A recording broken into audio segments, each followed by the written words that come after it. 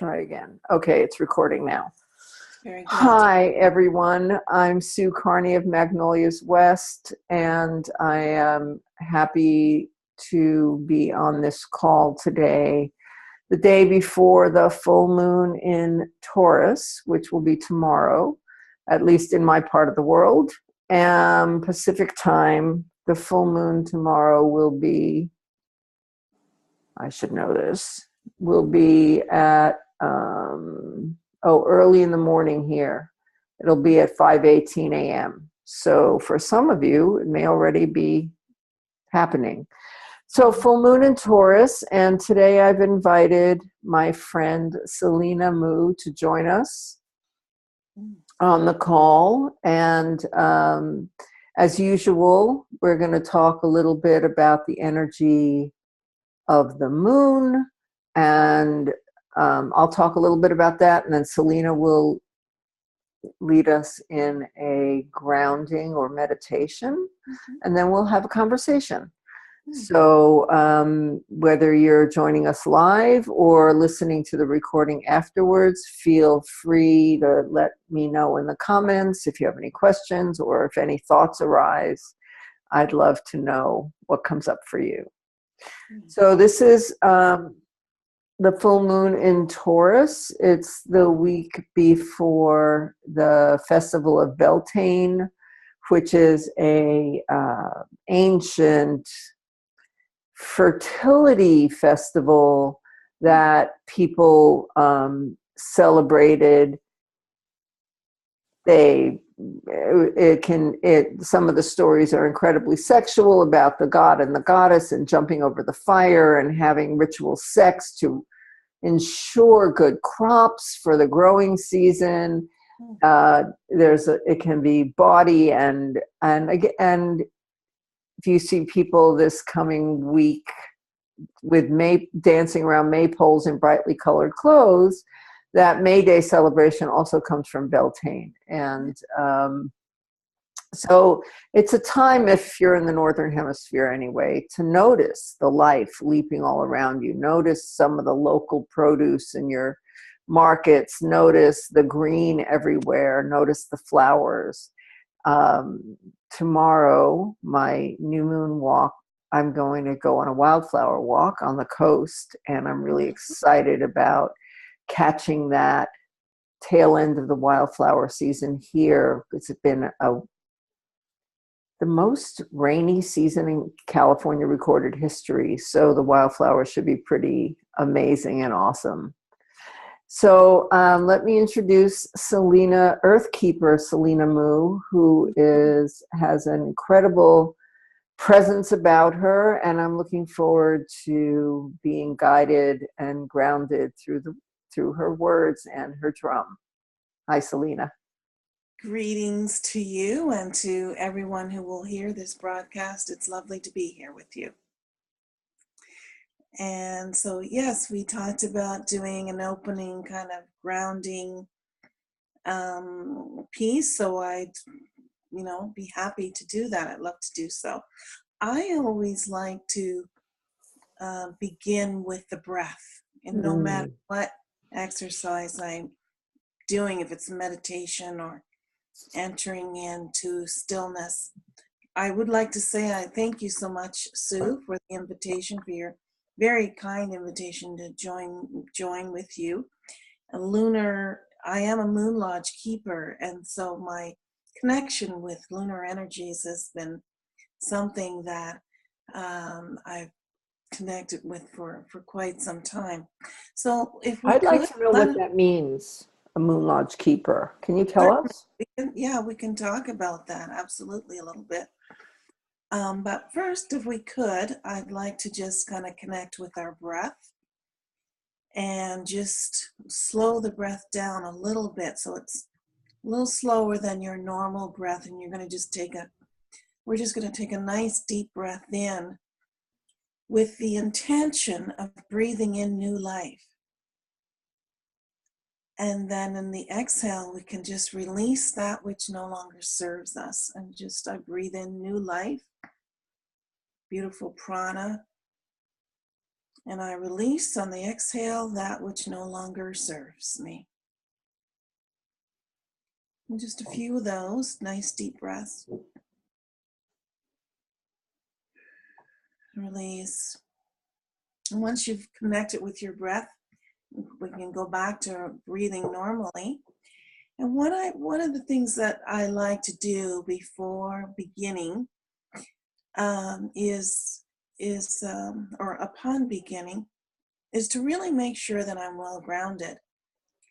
This is something that the trees taught me while I was standing in a forest not far from where I live. You just see yourself standing between two beautiful, tall trees, huge, mature trees, whatever trees you may like. And just, they're close enough that your left hand can touch the one to the left, and the right hand can touch the tree to your right. And you're standing in the center of them with your feet rooted to the earth, and just see your feet kind of sinking into the earth with roots coming out and connecting to the roots of the two trees, which are going to anchor you. And then see yourselves gently, these very, very tall trees that go high into the sky. See yourself expanding and going up to the height of the trees and getting bigger and bigger and bigger as you grow. Tall, tall, tall, like a beautiful, tall, old growth tree. And connect to the trees and just greet them. These are ethereal trees that we're connecting with. And just acknowledge your connection with the earth and with the trees. Giving thanks for this experience and for this connection. And just kind of breathe in rhythm with the breath of the trees. In breath and out breath. As they breathe, so do we. And just allow for that to be for a few moments. Just connecting with the trees. Breathing in and breathing out. Looking out over the tops of the trees and seeing the vista, the horizon. Connecting with the earth. And then slowly just bring yourself back down to your regular height. Releasing the roots that you created to connect you with the trees.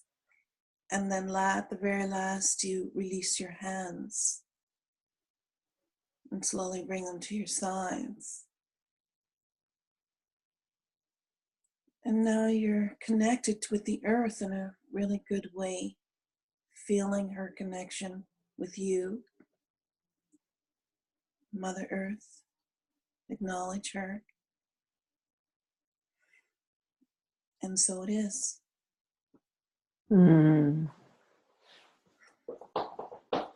I love the trees. We could always count on them to bless us in a good way. Yeah. When you talk about old growth trees, I can just feel them. I can feel the bark. I can feel, I can feel the solidity. Yeah. Thank you. That's beautiful. And that's a really good point you make, Sue, is that when you have time on your own, really immerse yourself in the experience, to touch the bark, touch the leaves of the trees, reach out and hold the limbs, like really immerse yourself with them and allow them to connect with you and call them to you. Trees of the forest, I wish to embrace you now and be one with you, connecting to the earth. Just call them to you and immerse yourself in the experience. It's very beautiful and very grounding. And they'll come and do a blessing. Very good. I'm a fan of the redwoods, so I don't get to touch branches unless they've fallen, or leaves very often. but I do get to lean on them. And redwoods have this really wonderful thing where they can, if there's a fire in the forest, they will burn from the inside and become a tree with a hollowed out inside at the base, so that you can like stand in there, but the tree will live. The tree will live for a long, long time after the burn. And they look like yonis. They look like these openings that get burnt into the trees, look like divine, feminine, beautiful shapes. And it's one of the great pleasures of my life to walk up to a redwood and get inside of it and look out. Right. I really like that. So go ahead. Yes, I'm presently writing a book about the Council of Trees, with the Council of Trees. So I'm very kind of in that zone at this time. There's a lot to be understood of what we're being called to with the call of the trees right now. So let's start the rest of the conversation. I'd love to hear about, you say a moon lodge keeper, that's how you put it, right? Yes. Why don't you tell me and our listeners about that? Wonderful. So a moon lodge is, I work with guides, ancient guides and ancestral guides, and this they that taught me in the way of woman's medicine and woman's ceremony.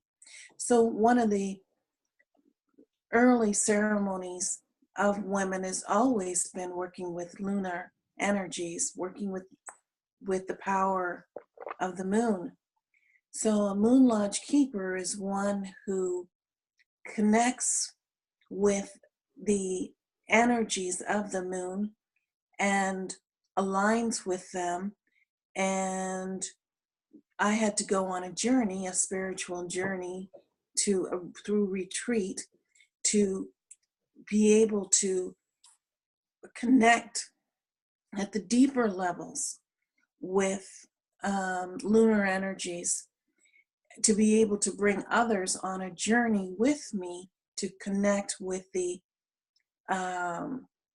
higher frequencies of the moon. So there's different frequencies of the moon. When we connect with the higher frequencies, I'm able to work with the celestial moon energies and bring one into an inner journey connecting with the heart of the moon. Recognizing and acknowledging that there is a divine intelligence inside of nature and inside of the universe that we can access. There's a divine intelligence that we can connect with and receive from and be blessed by. So I show one how to access the divine intelligences of the moon, the lunar energies, for healing, for awakening, for guidance, for alignment. We, as women particularly, we are on a cycle that is a lunar cycle, 28-day cycle. We can tap into that. And so my responsibility as a moon lodge keeper is to bring those ceremonies and those teachings through and bring one into the experience of connecting with the lunar energies from that level. And, you know, traditionally, the moon is called grandmother moon because she is so old and wise. And that's what grandmother traditionally means, is wise one. And so grandmother moon, if we access her frequencies and her cycle, her lunar cycle, it can help us to align with the earth in a very powerful, a much deeper way. And it'll affect our dream time and how our bodies. I once had a woman come to me and say that her daughter, ever since her daughter moved away to university, her monthly cycles had stopped. Well, that's all lunar energy.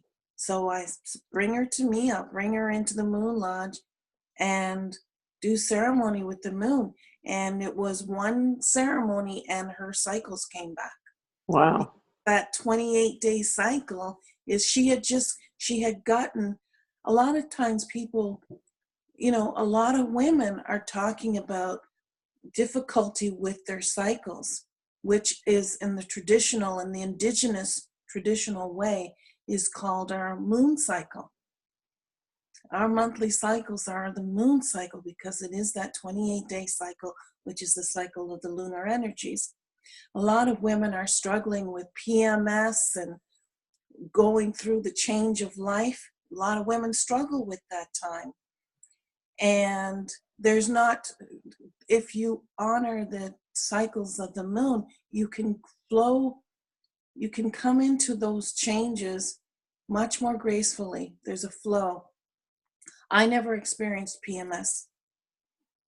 I did my moon cycle ceremony monthly, and that kept me in alignment with the lunar energies so that my body's rhythm could be in harmony with those cycles so that I didn't have to struggle with, PMS or anything like that. There were other things that I did as well, but that was staying true to my connection to the lunar energies and to the moon was very much a part of it. So Moonkeeper, there's lodges, there are specific physical lodges that can be built, that one in alignment with the lunar energies. And there are also, a Moon Lodge Keeper could actually have a physical building a lodge that she builds, or there are stone temples all across the earth that are temples there would be someone who would be the keeper of that temple or that lodge, that ancient lodge, to ensure that those ceremonies are done in a good way. There would be one who would be the keeper of that, responsible for the care of it, that the energies are kept clear. And so there's different kinds of lodges, and there are celestial lodges that we can tap into that's the work that I do largely. The reason I asked, I was just about to ask you if there was actually a physical place, because you're reminding me of the red tent. Yes. In Semitic lore, I don't know which came first. I prefer to believe the divine feminine interpretation came first, and it was a place that women could take themselves apart during their moon time. Yes. And honor themselves away from their usual intensely hardworking lives. But the way it's taught in Judaism, at least, which is the tradition I come from, it was taught that the women were unclean and were isolated during their moon time so that they wouldn't contaminate the religious guys. I think that that's the patriarchal spin on what the red tent really is myself. I think the red tent is a place of respect and honor, and for someone, I've said this before on one of these calls, for someone like me whose first monarch was met by getting smacked across the face by my mother, because that's what her mother did to her, because her mother said to her, and so my mother said to me, now you're a woman and it's about suffering and you should get used to it. And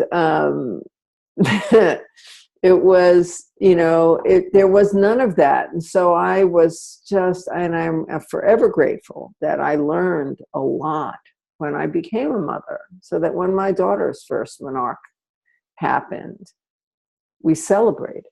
Yes. Nobody hit anybody. But I must say I could empathize with my mother, because I could feel that coming through my body. And how wonderful to be the generation where I could stop that madness, should my daughter ever have a daughter. Yes. She won't even have that in her Yes. cells. So that's really good. But yeah, it's at one point in my life, very recently, I thought that my mission was really to honor young women's first moon cycles, to go around the country and gather, capture stories, capture women's stories and ennoble them and honor them. And it's not something I've yet done, but it's something I have a stand for and would support anybody doing that kind of work for girls, because it's so critically important. It is very important, and it's very much needed. And I think many of us growing up of a certain generation, even today, still, there's the ceremonies, women's teachings, women's medicine has been largely removed from most cultures, and we've suffered as a result.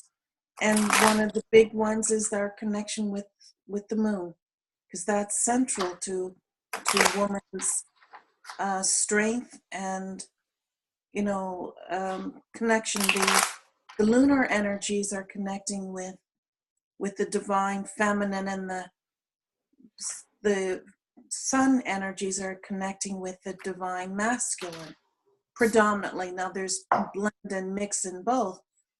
But, my first experience of entering a physical moon lodge that someone had built from cedar was one of the most profound experiences of my life. And I knew from that moment that this was something that I would always carry with me. Right. And yes, it's, I am familiar with a little bit with the red tent. I understood it to be something, a newer kind of tradition, but in the tradition and in my lineage, the stone temples and the of moon temples that existed and still do. I am the keeper of a stone temple that's not far from my home. It's something. It comes up from the earth. It rises out of the sea. It's quite a powerful place, and I came upon it and have been going there to do ceremony. There are ways that we can still honor those ancient traditions in this modern society. We don't need to have a physical lodge in order to recognize our connection to the lunar energies and follow that. We can continue it. And so I do show how to do that, because I do feel it's something, fortunately, that the ancestors and the ancient ones taught me, and because it is really important for us to return to that. Yeah. Yeah, and the red tent, the Semitic red tent myth is also many, many, many, many thousands of years old, but I have no idea. That's not my it's not my focus. But it's in the I don't know how far back it goes.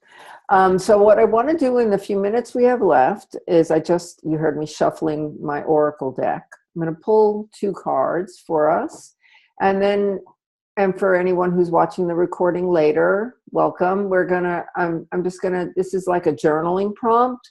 You can pause the recording and spend some time journaling about this. And what I'm going to do is I'm going to pull a card and then ask Selena, and then I will express a gratitude for where we are right now, for what has come through or to us in the last moon cycle.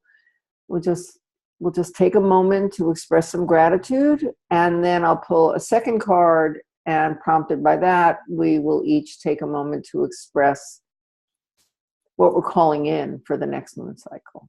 Okay? So the first card, this is from the Earthbound Oracle deck. This card is Time. I've never seen this one before. Okay, let me just. And it has around the hourglass, it looks like the signs of the zodiac. Yeah, it's the signs of the zodiac, and then there's the sun and the moon.